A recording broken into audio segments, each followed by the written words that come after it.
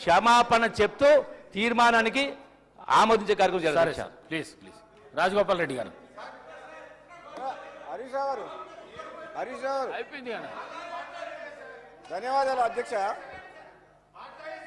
ఎక్కడ మాట్లాడినా మధ్యలో ఇంటరప్షన్ అనేది కూర్చో.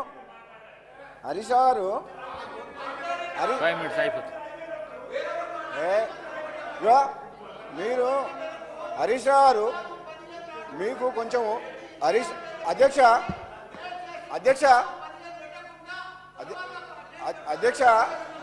ఇప్పుడు మేము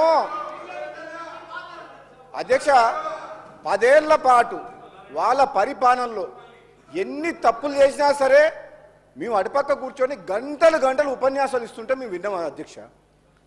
ఏదో ఒక మంచి కార్యక్రమం ఈ తెలంగాణ దక్షిణ తెలంగాణ ప్రజలకు అన్యాయం చేసే విషయంలో పార్టీలకు అతీతంగా మా గౌరవ ముఖ్యమంత్రి గారు, మా నీటిపారుదల శాఖ మంత్రి గారు ఒక మంచి కళ్ళ కనబడేటట్టు మొత్తం నిజాలు చూపించింది. మీరు ఓపికతోడు వినండి, సలహాలు ఇవ్వండి. సలహాలు ఇస్తే మీరు ఏదైనా సలహాలు ఇస్తే తప్పకుండా ఈ ప్రభుత్వం స్వీకరిస్తేందుకు రెడీగా ఉంది. ఎందుకంటే రాష్ట్ర ప్రయోజనాలను దృష్టిలో పెట్టుకొని ప్రతిపక్ష పార్టీల సలహాలు సూచనలు తీసుకొని కేంద్ర ప్రభుత్వం దగ్గర పెండింగ్ ఉన్న పర్మిషన్స్ ఎందుకు ఇప్పుడు తీసుకురావాల్సిన పరిస్థితి వచ్చిందంటే, మీరు ఆనాడు తొందరపాటు చర్య వల్ల పాలమూరు రంగారెడ్డి కావచ్చు, ఇంకో ప్రాజెక్టు కావచ్చు, మీరు ఒక డిసిప్లిన్గా సిస్టమేటిక్గా పర్మిషన్ సిడబ్ల్యూసి క్లియరెన్స్ కానీ ఎన్విరాన్మెంట్ క్లియరెన్సెస్ కానీ ఇటువంటి అన్ని అష్యూర్డ్ వాటర్ అలొకేషన్ కానీ లేకుండా తొందరపాటు చర్య వేల కోట్ల రూపాయలు మిత్తిల బ్యాంకుల నుంచి రుణాలు తీసుకొచ్చి ఈ రాష్ట్రాన్ని అప్పుల పాలు చేసి ఆగం చేసిండ్రు. ఇప్పుడు మా పనేంది? తెలంగాణ రాష్ట్ర ప్రజలు తెలంగాణ కాంగ్రెస్ పార్టీకి ఈ ఆగమైన తెలంగాణని గాడిలో పెట్టే ఆలోచన చేసి ఈరోజు కాంగ్రెస్ పార్టీకి ఓటేసి ఈ ప్రభుత్వాన్ని ఏర్పాటు చేసిండ్రు. మేమేమంటున్నాం? మీ తప్పుల్ని మేము సరిదిద్దాం, మాకు సహకరించండి. మీలాగా మాకు స్వార్థం లేదు, అవినీతిలో కూరుకుపోలేదు. ఏ సెంటర్ గవర్నమెంట్కో భయపడి, ఏ జగన్ మద్దతు కోసమో, వ్యాపార లావాదేవీల కోసం, చీకటి ఒప్పందాల కోసం ఈ కాంగ్రెస్ పార్టీ ప్రభుత్వం పని చేయదు.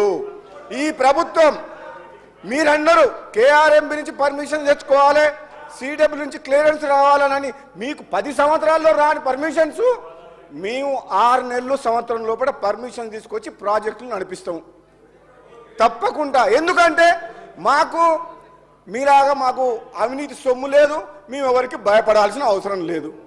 రాజీ లేకుండా పోరాటం చేస్తాం రాష్ట్ర హక్కుల కోసం, తెలంగాణ ప్రజల కోసం. హరీష్ రావు గారు మీకు ఓపిక ఉండాలి. ఎలాగూ మా ముఖ్యమంత్రి గారు ఏం చెప్పిండ్రు? తప్పులు చేసిన ముఖ్యమంత్రి ఏమో ఫామ్ హౌస్లో పడుకుండు, వీళ్ళేమో ఇక్కడికి వచ్చిండ్రు, ఆయననేమో సమాధానం చెప్పడు. ఒక్క నిమిషం వినండి.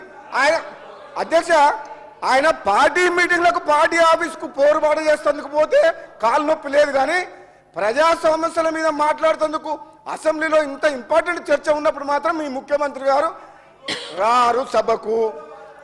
అంటే మీ కారుకు డ్రైవర్ లేడా? డ్రైవర్ లేని కారా ఇది? ఈ రిపేర్కి పోయిన కారు కాదు, గ్యారేజ్ పోయిన కారుకు డ్రైవర్ కూడా లేడు, ఒక లీడర్ లేడు మీ పార్టీకి. అర్థమవుతుంది మాకు. మేము ఎవరితోటి మాట్లాడాలి? అసలు ఆ నిర్ణయాలు తీసుకుంది ఎవరు? ఆనాడు అఖిల పక్షం కానీ ప్రతిపక్షాలు కానీ ఎటువంటి సలహాలు సూచనలు తీసుకున్న 10 ఏళ్ల పాటు ఎవరైనా మాట విన్నారా అధ్యక్ష? ఒక్కరిని మాట్లాడనీయకుండా మాకే తెలివి ఉంది, ప్రాజెక్టుల విషయంలో కానీ ఇంకో విషయంలో కానీ అన్నీ మేమే చేస్తాం, మీకు అసలు తెలివే లేదన్నారు కదా. ఎందుకు కాళేశ్వరం కూలిపోయింది? ఎందుకు ఈ కృష్ణా వాటర్ దోపిడీ వాటర్ అవుతుంది? ఈ ప్రాజెక్టులు ఎందుకు ఆగిపోయినాయి? మీరు అక్కడికి ఎందుకు కూర్చున్నారు? అటుపక్కకి ఎందుకు పోయినరు? ఇక్కడ ఉన్నోళ్ళు ఇంకా మీకు అర్థం కాలేదా? అధ్యక్ష, నేను నల్లగొండ జిల్లా వాసిగా, మునుగోడు శాసనసభ్యునిగా మాట్లాడుతున్నాను. మా జిల్లాలో 10 ఏళ్ల పాలనలో శ్రీశైలం సొరంగ మార్గము కంప్లీట్ అయిన తర్వాత ఒక 10 కిలోమీటర్లు, ఒక 2000 కోట్లు 1000 కోట్లు పెడితే 5 లక్షల ఎకరాలకు స్టెబిలైజ్ ఉత్తమ్ కుమార్ రెడ్డి గారు మంత్రి అయిన తర్వాత టేకప్ చేసిండు. అది చేయొచ్చు. ఉదయ సముద్రం ప్రాజెక్టు కంప్లీట్ చేసి 1,00,000 ఎకరాలకు ఏమని ఇదే హరీష్ రావు గారిని ఇదే సభలో నేను శాసనసభ్యునిగా గొంతు పోయేటట్టు మాట్లాడినా. లేదు. మా Dindi lift irrigation scheme Palamuru Rangareddy స్కీమ్లా 30 టీఎంసీ వాటర్ తీసుకొస్తామని చెప్పి మాకు రిజర్వాయర్లు చేస్తుండ్రు, గ్రామాలని ఖాళీ చేసిండ్రు. రైతుల భూములు 2013లో పార్లమెంట్లో పాస్ అయిన ల్యాండ్ ఎక్స్ప్లోరేషన్ యాక్ట్ కాదని 5 లక్షలకు 4 లక్షలకు ఎకరాలు ఇచ్చి 30 లక్షలు 40 లక్షల రూపాయలు ఖరీదు చేసి భూములు తీసుకొని రైతులని రోడ్ల మీద పంపించిండ్రు. మరి ఆ పోని రైతుల సాక్రిఫైస్ చేసిండ్రు ఎన్నో గ్రామాల ప్రజలు. ఆ ప్రాజెక్ట్ అన్న అయిందా? నీళ్ళు వచ్చినాయా? పోని ప్రజలకు మేలు జరిగిందా అంటే అధ్యక్ష ఎంత బాధతో చెప్తున్నా అంటే head works source of water ఎక్కడికి వెళ్ళి రావాలనో ఆ టెండర్లను ఇప్పటివరకు పిలవలేదు. టెండర్లు పిలవడం కాదు, ఈ డిండి లిఫ్ట్ ఇరిగేషన్ స్కీమ్ కు ఎక్కడికి వెళ్ళి నీళ్ళు తీసుకురావాలి, నార్లాపూర్ నుంచా, ఏదుల నుంచా, ఒట్టెం నుంచా, అది కూడా ఇంకా డిసైడ్ కాలే. కాంట్రాక్టర్ల కోసం ప్రాజెక్టు పిలిపించి వేల కోట్ల రూపాయల అప్పులు తీసుకొచ్చి రిజర్వాయర్లు కంప్లీట్ చేశారు. కానీ ఆ కెనాల్ వరకు టనల్ వరకు ఎక్కడికి వెళ్ళి తీసుకురావాలో ఇంతవరకు నిర్ణయం తీసుకోవాలంటే ఇక హరీష్ రావు గారు మంత్రిగా పనిచేసి ఏం సమాధానం చెప్తారు అధ్యక్ష? అంటే ప్రజల సొమ్ము వేల కోట్ల రూపాయలు మొత్తం దుర్వినియోగం చేసింది. గుండె తరుక్కపోతుంది. మీకు అర్థమైతే లేదేమో.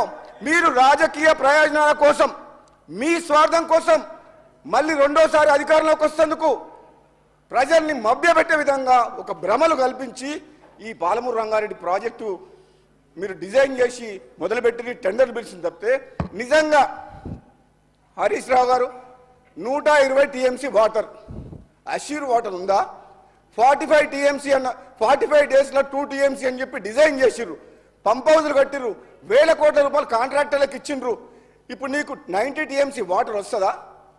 ఇప్పుడు మళ్ళీ 45 టీఎంసీ అని చెప్పి మనకు ఉత్తమ్ కుమార్ రెడ్డి గారు చెప్తున్నారు. అది కూడా మీడియం ఇరిగేషన్ గతంలో అలాట్ చేసిన కృష్ణా వాటర్ ట్రిబ్యునల్లో అలాట్ చేసిన వాటర్ని మనం తీసుకుంటే పాలమూరు రంగారెడ్డికి ఈ విధంగా చెప్పుకుంటే పోతే అధ్యక్ష వీళ్ళు చేసిన